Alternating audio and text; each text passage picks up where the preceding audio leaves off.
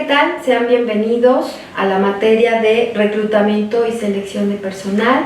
Mi nombre es Mayra Rosalba Velázquez Cárdenas. Vamos a iniciar la materia con algunos subtemas que les voy a comentar. Estaremos revisando durante esta primera sesión lo que es la organización laboral, concepto y características básicas de los distintos tipos de organización laboral, el cooperativismo, y finalizaremos con algunos comentarios relacionados con la parte del sector público. Si se dan cuenta, son bastantes los temas para esta sesión. Espero ser clara y precisa con la misma. Bueno, vamos a partir de una pequeña introducción sobre el tema, donde nosotros nos podamos dar cuenta de la importancia que tienen las organizaciones en nuestra vida como seres humanos. Desde que nacemos hasta que morimos, estamos todo el tiempo relacionándonos con organizaciones, ya sea públicas, ya sea privadas. Y nosotros como psicólogos que estamos más inmersos a la parte organizacional, pues es importante que nos demos cuenta el impacto que podemos tener nosotros en el área, o también cómo es que el comportamiento del ser humano se da dentro de las organizaciones. Depende mucho de los contextos en donde estemos, ya sea en la escuela, en el trabajo, en casa. Cada lugar tiene un comportamiento diferente para nosotros y en la parte laboral no es la excepción. Vamos a estar revisando también algunos conceptos de lo que es la organización, el cooperativismo, de qué forma se ha entendido el cooperativismo aquí en México. Haré algún comentario de alguna fuente que se me hizo importante compartirles y darnos cuenta cómo la parte del sector público no lo podemos descartar. Nosotros como psicólogos también tenemos campo laboral ahí, y que a veces se puede pensar que el sector público no tenemos como mucho campo de acción, pero no es así. Nosotros podemos estar apoyando, brindando terapia, dando talleres, haciendo diagnósticos, ayudando a las comunidades. Tenemos mucho campo de acción. Desafortunadamente a veces sucede temas como corrupción o algunos temas de compañerismo que hacen que pueda ser un poco más difícil ya sea insertarnos o nuestro trabajo día a día, pero al final también es un campo de acción. Vamos a empezar con el desarrollo de nuestro tema, el primero, y que partimos de las organizaciones. En esta parte de lo que son las organizaciones, la definición de acuerdo a Eggers es sobre conjunto de personas para alcanzar determinadas metas. Esta es una definición muy pequeña, pero creo que Eggers es muy preciso en hacernos saber que es un conjunto de personas y que hay una meta o hay un fin que se persigue. ¿Sale? Este es como un primer parámetro de lo que es la definición de organizaciones. Pero no nos vamos a quedar solo con Eggers. También existe otra definición, también es pequeña, de acuerdo a Bernal. Bernal nos dice que el concepto de organización está entendida como una entidad, puede ser una compañía, una empresa, una institución, todo en general, y está creada intencionalmente por un grupo de personas para el logro de objetivos institucionales. Si se dan cuenta, ocupa algunas palabras diferentes, pero de cualquier forma está la parte de un grupo de personas con una meta. ¿Qué más podemos decir de las empresas? Ya partimos de lo que es la definición, dos definiciones. En algunas ocasiones estaré comentando o diciendo organización o empresa, véanlo como un sinónimo. Ya sea organización o empresa, lo haré de una generalidad pública y privada o alguna asociación civil o de apoyo, y solamente cuando tenga que destacar alguna cosa, pues ya explicaré si es público o si es privado.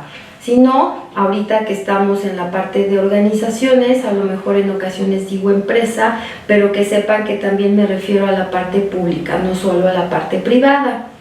Y podemos, de acuerdo a la diapositiva, podemos destacar que cualquier organización debemos de tener una base, y esa base es partir de su misión, visión, objetivos y valores. Una empresa a veces cuando empieza a operar a lo mejor es una persona. Conforme va pasando el tiempo a lo mejor se va haciendo exitosa, va requiriendo de más personal, va creciendo. Y a veces no se preocupan por estos elementos de misión, visión, lo dejan pasar. Y por eso es importante que sepan que nosotros, en un momento dado, nos encontramos con esto, con que hay un familiar que ya abrió una empresa y que empezó a crecer y necesita esta estructura, hay que dársela. Nosotros estamos habilitados para poderlos ayudar, donde la misión es la razón de ser de una empresa, la visión es hacia futuro, hacia dónde se quiere dirigir. Antes las visiones eran de 10 años, ahora se han ido acortando a 2 o a 3 años porque al estar en constante movimiento, las nuevas tecnologías, la globalización hace que vayamos más rápido y que los cambios se generen de igual forma muy rápido. Los objetivos organizacionales. Parto de todos estos aspectos porque conforme vayamos avanzando en esta sesión y en las futuras sesiones, nos vamos a dar cuenta que teniendo la misión, conociendo objetivos y valores, es como también nosotros podemos irnos centrando en cómo se va a ir haciendo esta selección efectiva. Porque existe la selección por objetivos o la selección del personal por valores. Y para mí es súper importante que ustedes identifiquen donde trabajen, ya sea que se dediquen o no al área de recursos humanos, en el lugar donde ustedes trabajen, deben de asegurarse de conocer la misión, visión, valores y objetivo, porque ese es su base para todo dentro de la organización. Cualquier persona que quiera generar un cambio debe de partir de esto para saber cuál es la razón de ser de la empresa, cuáles son sus objetivos que quiere alcanzar, así como los valores institucionales. Valores puede considerarse desde la honestidad, la lealtad, el compromiso, la responsabilidad. Para ejemplos, podemos ver muchísimos en las páginas electrónicas de las diferentes empresas, desde la misma donde trabajan ustedes o han trabajado, podemos identificarlo. Y como les decía, si hay empresas que no lo tienen y está en nuestras manos hacerlo y apoyarlos, hagámoslo, porque eso también nos va a facilitar el trabajo a nosotros al momento de hacer un reclutamiento y selección efectivo y no estar buscando cosas diferentes. Entonces no olviden la importancia de estas 4 palabras. Hay quienes pueden agregar el eslogan, pueden agregar la filosofía, sí, pero lo más importante son estos 4 puntos: la misión, visión, objetivos y valores. Porque como les decía, la materia es reclutamiento y selección, pero no va a reclutar y seleccionar por sí sola. Todos deben de tener en la empresa una estrategia del negocio, y eso va a hacer que a partir de conocer la misión y objetivos, se va a ir delegando en cada área o departamento qué es lo que tiene que hacer para que esa misión y objetivos se puedan cubrir. Y vamos bajando como en cascada, donde desde la dirección nos hace saber por áreas cuál es nuestro objetivo u objetivos. Después cada puesto y por último la persona. Eggers nos habla de los elementos de una organización. Estos elementos de la organización es una generalidad. ¿A qué me refiero? Eggers nos dice, cualquier empresa debe de tener estos elementos, los comparten. El más importante, sus recursos humanos. Recursos humanos no entendiéndolo aquí como departamento, sino como todas las personas o trabajadores, o algunos le llaman colaboradores que operan dentro de la organización. Así que dentro de los elementos que comparten son las personas, que es el recurso humano, los recursos materiales con los que va a trabajar, los recursos naturales y energéticos, así como el conocimiento y la cultura organizacional. Esta última, como cultura organizacional, podemos entenderla que es una mezcla entre lo que la persona cuando es contratada trae cargando un costalito en su espalda o una mochila, y en ella trae valores, creencias, tradiciones, costumbres, idiosincrasia, idioma, va cargando cosas que ya trae desde antes. Y por otro lado, la empresa tiene sus políticas, lineamientos, manuales, procedimientos, y cuando se juntan se hace significados compartidos. Se le llama cultura organizacional, cuando se hace una mezcla entre lo que la persona cree y piensa y lo que la empresa pide, se fusiona y da como resultado la cultura organizacional. Además que una vez que la persona ya se incorpora a la empresa, puede compartir significados. Por ejemplo, puede ser que estás en el área de inventarios y de pronto uno le dice, pásame el formato GPH. Estoy así como diciendo un formato, ¿no? Y el otro, sí, claro, y si alguien llega y lo escucha y no trabaja ahí, pues quién sabe qué es ese formato. O pásame tal número 4030 de no sé qué color verde. Si estás dentro de la empresa lo sabes, si estás externo no. Entonces forma parte eso de la cultura compartida y son de los elementos que comparte cualquier organización. Todos los eventos internos, las fiestas, las reuniones, los famosos apodos, las vivencias, las experiencias que se comparten dentro de la organización, forma parte de la cultura organizacional. La clasificación de las empresas, y ustedes pensarán, ¿por qué nosotros estamos hablando de todo esto si lo que quiero es reclutar y ver gente? Sí, pero tenemos que partir desde antes, desde que es una organización, cuáles son los elementos de la misma, la clasificación, los tipos, porque a partir de eso, donde nosotros estemos trabajando, vamos a poder identificar la empresa es pequeña, es mediana, es grande, qué tipo de clasificación de empresa es, para que sepamos el tipo de personas que vamos a buscar. Aquí la clasificación es por su tamaño, pequeña, mediana y grande, entendiendo pequeña que pueden ser menos de 20, mediana aproximadamente puede haber diferencias en autores, a lo mejor puede ser entre 50 y 200, y donde ya se le considera grandes a partir de 250 personas. La tipología.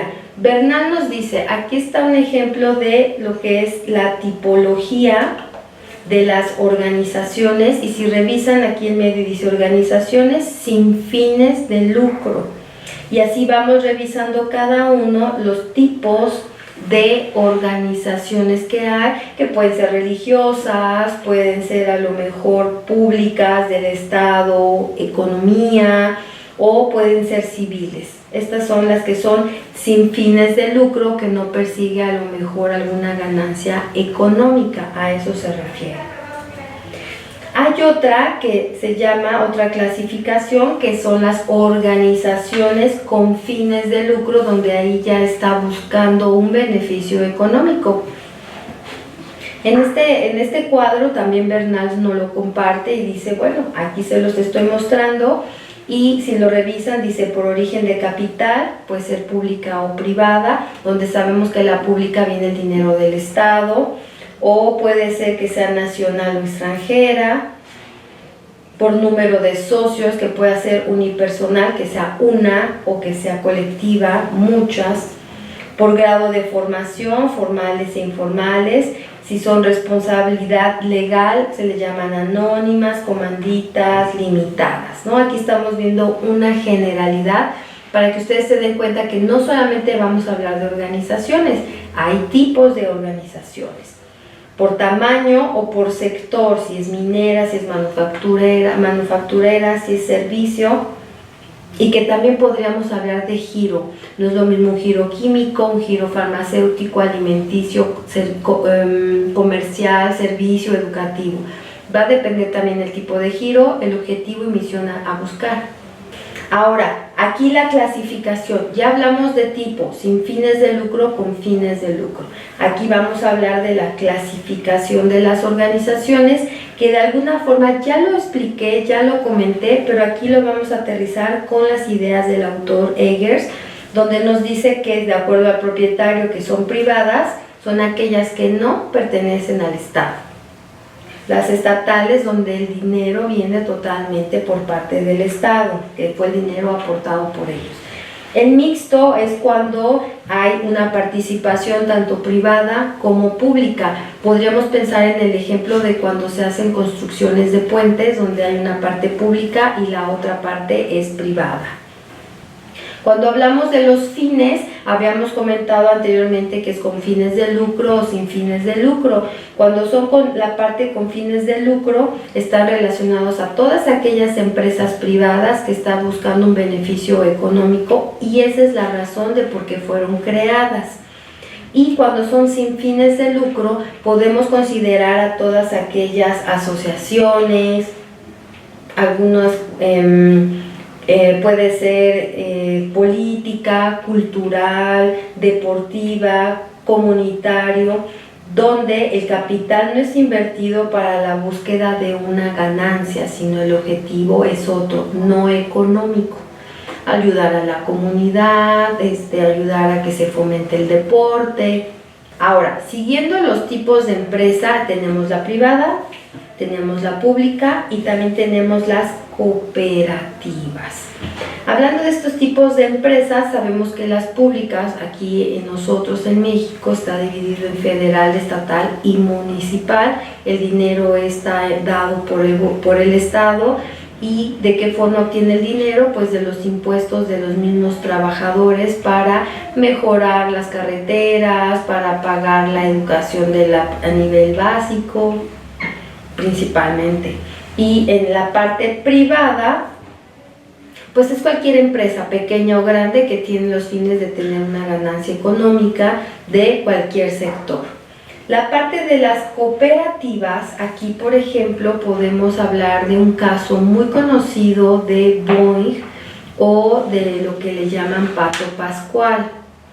Esta cooperativa es muy famosa, si ustedes se documentan sobre este caso aquí en México, hubo incluso huelga, la empresa se declaró en quiebra, hubo muchas amenazas, situaciones muy incómodas, incluso hasta muerte de algunas personas por esta situación, que la empresa se declaró en quiebra y los trabajadores, ¿qué iban a hacer?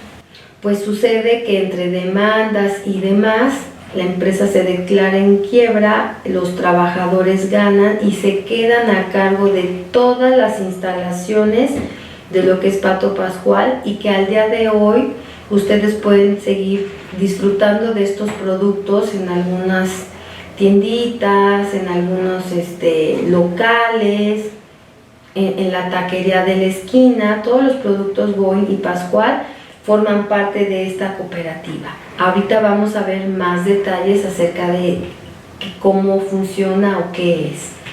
Siguiendo la parte de tipos de empresa, aquí está la definición de acuerdo a Eggers de lo que es la empresa pública u organización pública, que son las organizaciones de gobierno de un estado.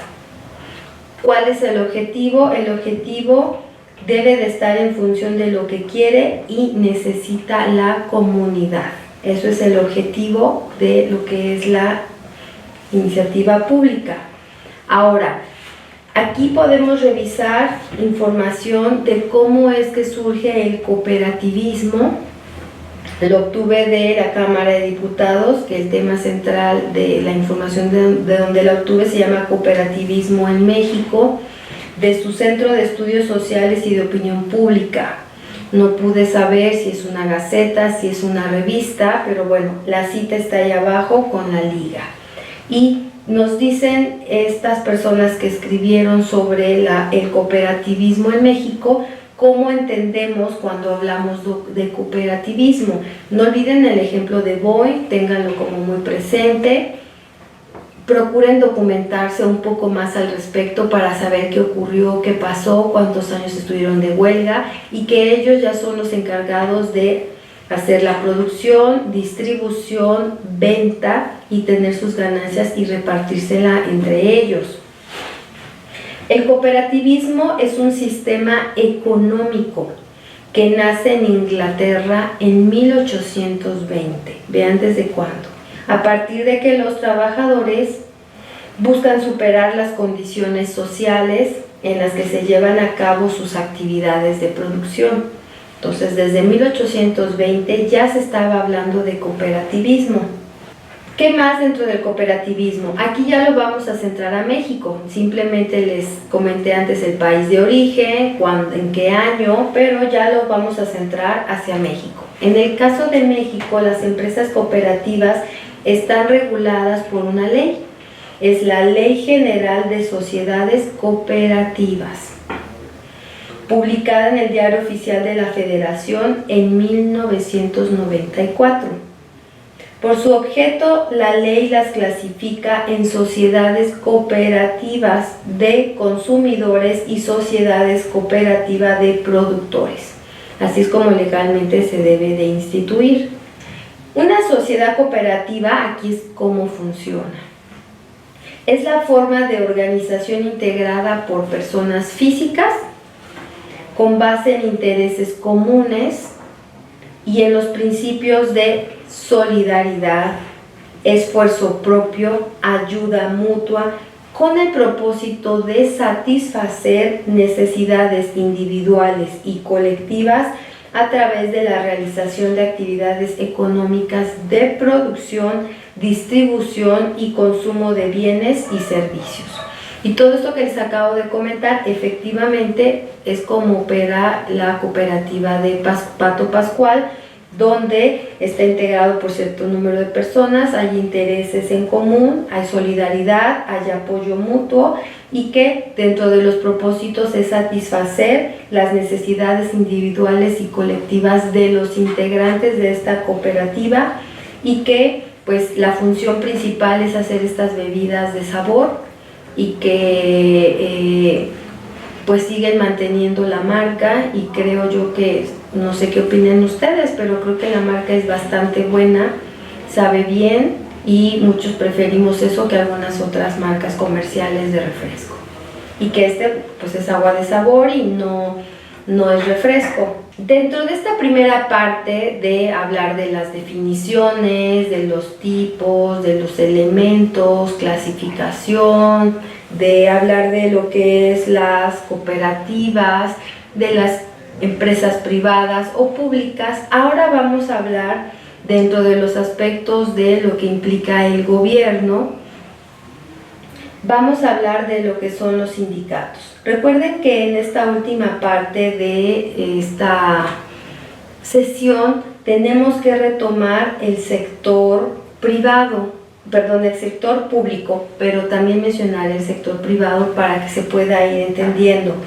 En esta parte del sector público, yo retomo la parte del sindicato.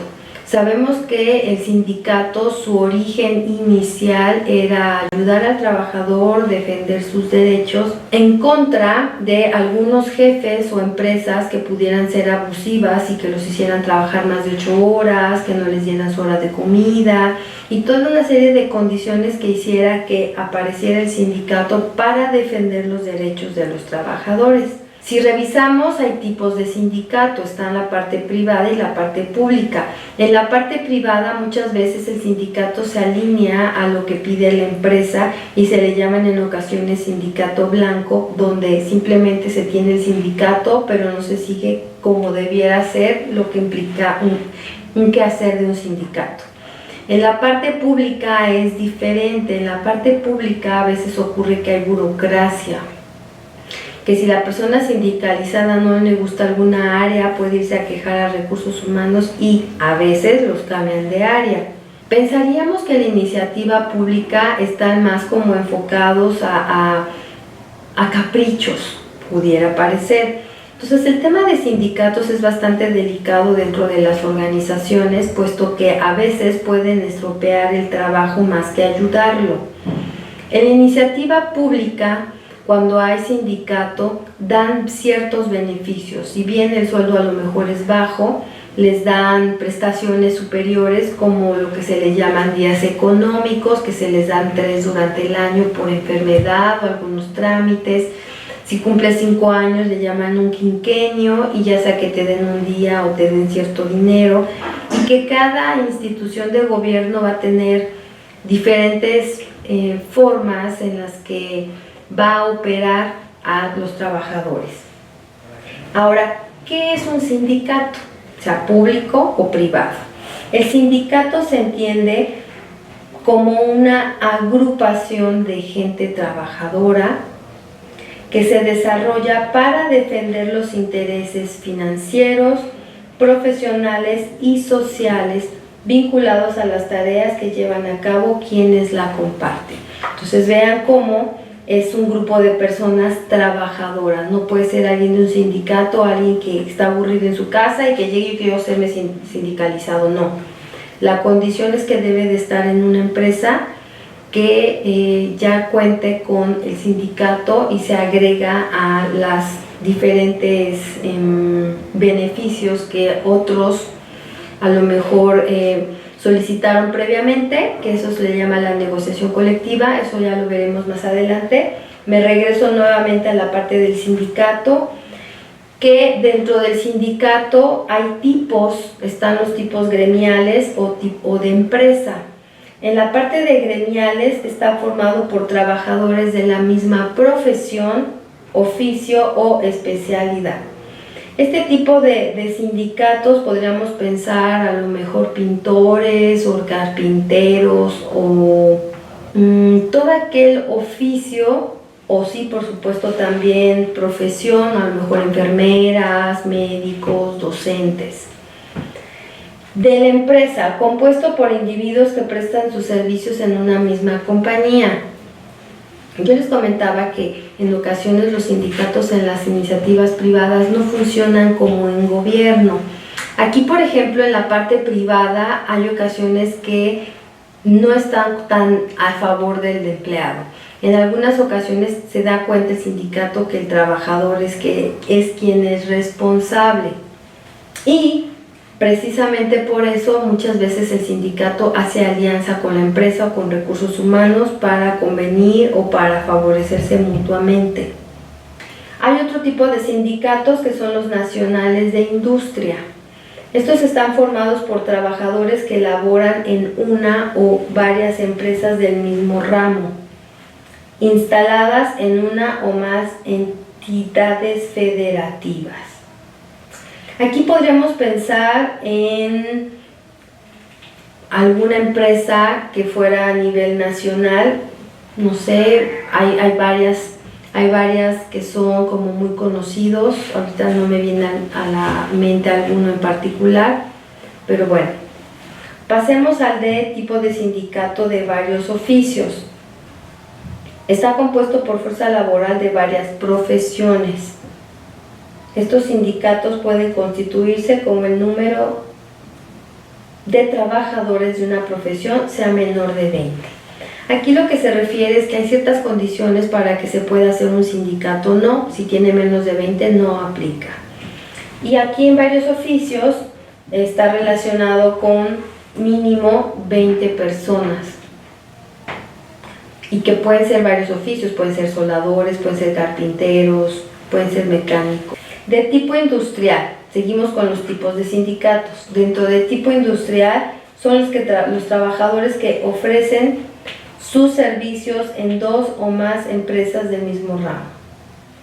Aquí puede ser que tienen su sindicato y un tiempo van a una empresa, terminan el contrato de ahí y se regresan otra vez y de aquí se vuelven a ir y digamos que su base o su núcleo es el sindicato al que pertenecen inicialmente. Entonces puede ser que este sindicato necesiten apoyo para un soldador, entonces va la persona a soldar. Que necesita por acá, va y solda. Entonces es como un extra. Ahora, dentro de los sindicatos yo les había comentado que existe la famosa negociación colectiva. Esto no es nada sencillo y a lo mejor ustedes se preguntan, profesora, ¿por qué estamos viendo todo esto? Estamos viéndolo porque dentro del proceso de reclutamiento y selección a veces nos toca reclutar y seleccionar a personal sindicalizado en gobierno o privado. Y en ocasiones puede resultar un poco complejo de cómo se manejan las cosas. En ocasiones nosotros como reclutadores podemos aprovechar al sindicato para publicar alguna vacante y que ellos nos ayuden a buscar. Pero hay ocasiones que ya el sindicato ya no nos puede ayudar. ¿Por qué? Porque a veces nos traía gente que fuera familiar del mismo trabajador.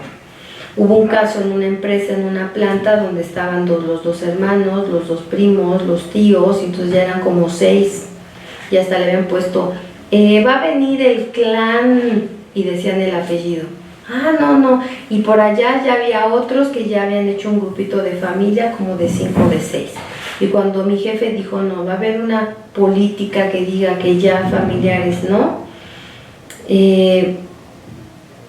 algunas personas se molestaron, ¿no? Entonces, a veces es complicada esta parte de cómo vamos a hacer las negociaciones con el personal sindicalizado.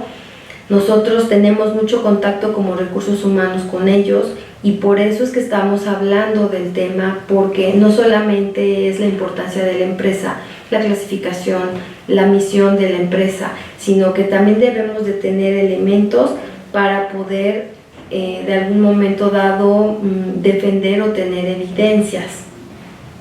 En las negociaciones colectivas, el artículo 286 de la Ley Federal del Trabajo define al contrato colectivo de trabajo como, entonces fíjense qué dice de la negociación colectiva. El convenio celebrado entre uno o varios sindicatos de trabajadores y uno o varios patrones. ¿Cuál es el objetivo? Establecer las condiciones según las cuales debe presentarse el trabajo en una o más empresas o establecimientos. Entonces, ¿cómo se da? Nosotros como recursos humanos, no necesariamente en el área de reclutamiento y selección, sino hablando de una generalidad. Se supone que se tienen que estar haciendo revisiones de un tipo pliego petitorio y como una carta a los reyes, donde el sindicato haga todo un listado de las cosas que quiere mejorar. A lo mejor y tiene unos vales de despensa del 6%, y resulta que los sindicalizados o el personal dicen, no queremos del 5%, que nos lo dé de 10%. A lo mejor yo digo, híjole, no creo que sea factible.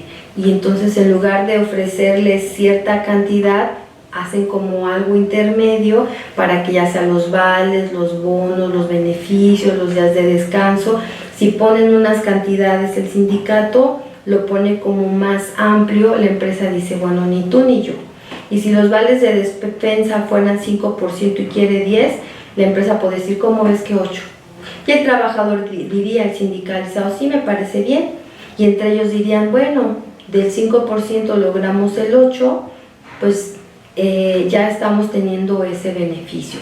Entonces la negociación colectiva, que es totalmente la parte de la negociación patrón, colaborador o sindicalizado en la parte pública o privada, es hacer un pliego petitorio, hacer revisiones, ver en qué se está de acuerdo de un lado a otro, y ya que se tiene la claridad, pues nosotros ya tomamos decisiones sobre qué es lo que se va a autorizar y qué es lo que no. ¿Cuáles son las ventajas de cuando se pertenece a un sindicato? Que cuando tienes a alguien que realmente te defiende, salen las cosas adelante. Pero si hay personas que te pueden como meter el pie, hace que se complique. Cuando se hacen las negociaciones en la parte privada, alguna persona que se incorporara, por ejemplo, si el contrato colectivo es de enero a diciembre y alguien entrara en marzo, la ventaja que podría tener es que si los vales de despensa que eran de 5 no se pudo de 10, nos da 8, va a gozar por el simple hecho de pertenecer a la nómina del personal operativo un porcentaje mayor en cuanto a las ganancias de vales o bono o lo que se acuerde, y la persona entró en marzo, no sabe de esas negociaciones y el hecho de firmar ya lo hace acreedor del beneficio que a lo mejor otros compañeros ya estuvieron haciendo antes. Muy bien, y entonces nosotros nos podríamos preguntar, ¿por qué es importante conocer sobre la importancia, elementos, el tipo, clasificación de organizaciones, ya sea públicas o privadas, en el proceso de reclutamiento y selección de personal? Aquí esta pregunta la planteo para que ustedes reflexionen de todo lo que hemos estado viendo, que traten de ver qué utilidad tiene el que también estemos hablando de los sindicatos, del cooperativismo, de todos estos temas y subtemas que hemos estado comentando en la sesión del día de hoy. La única finalidad es de que ustedes reflexionen y entiendan que cada uno de los puntos son importantes para tener puntos de referencia. Cuando nosotros sabemos qué tipo de organización es, el tamaño, cuál es la misión, hacia dónde se dirige, eso nos va a permitir a nosotros saber qué tipo de personal buscar, qué tipo de perfiles de personas nosotros vamos a estar haciendo la búsqueda. No es fácil. Incluso hay quienes dicen, ay, es un puesto operativo, entonces pues nada más se necesita pues publicarlo en el periódico y ya. No, que sepan que cada puesto tiene su complejidad y que a veces un puesto tan básico como un ayudante general puede cambiarse de una empresa a otra por la diferencia de 100 pesos. Entonces nosotros tenemos que asegurarnos de hacer una selección efectiva y que todo esto que estamos viendo en esta sesión son los antecedentes, es la información mínima necesaria que requerimos para que nosotros sepamos cómo jalar a la persona, cómo hacer que no se vaya, y que eso forma parte de la estrategia dentro de lo que es reclutamiento y selección. Asegurarnos que cuando hagamos una búsqueda de candidatos o cuando publiquemos vacantes y las personas lleguen, que hagamos una selección efectiva para asegurarnos que, sabiendo la información de la empresa, la historia, cuánto tiempo lleva, dónde está ubicada, que también sepamos qué personas buscar. En alguna ocasión una empresa que estaba ubicada en una zona complicada, donde por muy mal que le fuera a las personas, tenían que tomar 2 transportes públicos y no tenían auto. Eso hacía que hicieran más gasto. ¿Qué hacía? Pues cuando eran puestos operativos buscaba personas por la zona, pero también a veces los directores no ayudan mucho, porque me llegaban a reclamar y hacerme comentarios de ¿por qué escoges gente fea, Mayra? Así, con ese tono. Entonces yo le decía, oiga, es que nosotros no estamos ubicados en una zona geográfica de alto nivel y desafortunadamente los sueldos no son tan altos. Yo tengo que asegurarme que las personas que entren no se vayan en una semana y que estén al menos cubriendo sus necesidades básicas o lo necesario que requiere para su día a día con este sueldo, donde no tengan que utilizar el transporte sino simplemente caminar. Todo esto es difícil porque a partir de, en este caso, de la zona geográfica, eso era algo que tenía yo como reclutador de manera negativa o me afectaba.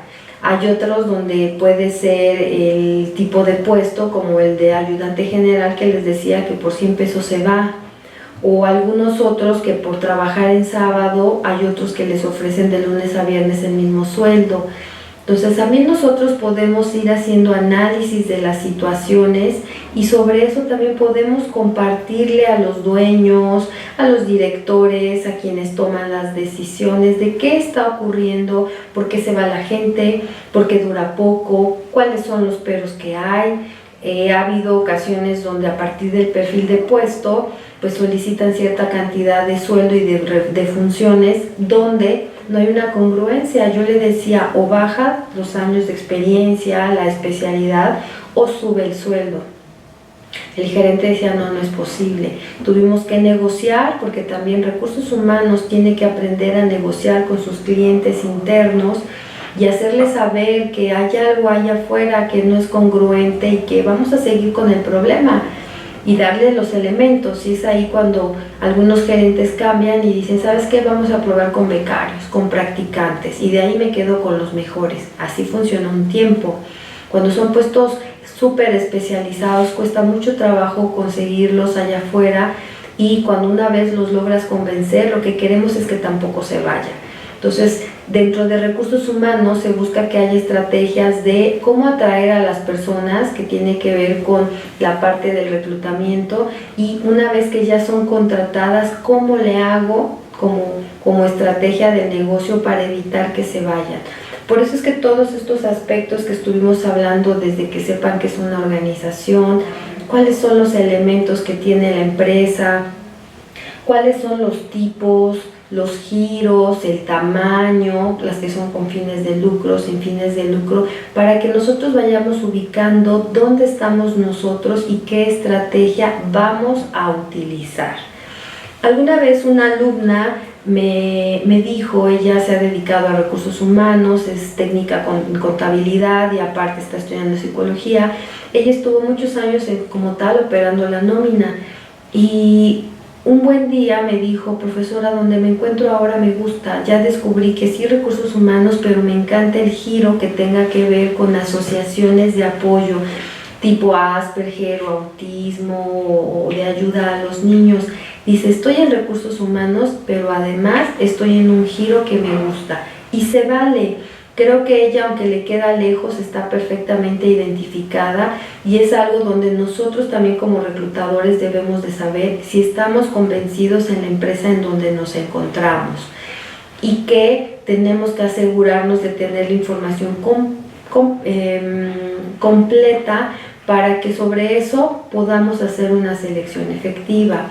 Ya en otras sesiones estaremos revisando cómo es un perfil de puesto, análisis de puesto, para que ustedes sepan de dónde van a partir y cuáles son las estrategias que se van a emplear. Por lo pronto, en esta sesión lo que estamos revisando prácticamente es todo este contexto general de lo que son las organizaciones, para que ustedes vayan entendiendo cómo van funcionando, cuáles son sus estrategias, y que sobre eso nosotros, por supuesto que recursos humanos debe de ser un estratega y debe de ser un visionario, debe también de tener esta función de hacer un análisis, y si detecta algo antes de que ocurra, avisar, exponer, decir, para que podamos cumplir con lo que nos implica tener cubierta todas las vacantes, porque si tenemos cubierta todas las posiciones o los puestos de trabajo, eso nos va a asegurar no solo nuestro trabajo, sino que además vamos a hacer que toda la organización cumpla con sus objetivos de área y por supuesto con los objetivos generales y la misión. Y que, si ustedes recuerdan, fue con las cosas que empecé en esta sesión: la importancia de la misión, el objetivo y los valores. Y que no olvidemos esta parte, porque cuando estemos en la sección de cómo hago una selección efectiva, que sepan que no solamente va a ser por competencias, sino por los objetivos o por valores, y que esas son otra de las nuevas estrategias que se están utilizando hoy en día en las organizaciones. Bien. Como cierre de la sesión del día de hoy, que sepan que estuvimos revisando los subtemas sobre lo que es la organización laboral, vimos definiciones, estuvimos hablando acerca de aquellas características que deben de tener las organizaciones, les hablé de los tipos, les hablé de clasificación sin lucro, con lucro, de tamaños de empresa, estuvimos hablando de la iniciativa privada, pública, así como el cooperativismo. Pusimos el ejemplo de Pato Pascual o Boeing, que espero que puedan ustedes profundizar un poco más. Hablamos también de la parte del sindicato, que a veces es un mal necesario, algunos pensarían eso, a veces puede ser como un dolor de muela o una piedrita en el zapato, y que las empresas privadas a veces les llaman sindicatos blancos, donde están nada más porque tienen que estar, y que más bien se alinean a las actividades o normas de la organización. No olvidemos que el objetivo final del sindicato es que se defiendan los derechos del trabajador y sobre eso nosotros nos vamos a basar en el deber ser. Sabemos que en la realidad, a veces en la iniciativa privada y la pública, a veces hay dificultades donde el trabajador sindicalizado lo que menos quiere es trabajar y pues con una cantidad de sueldo pues mínima no va a ser un mayor esfuerzo porque es sindicalizado y está fuera de su perfil o cantidad de pretextos que existen.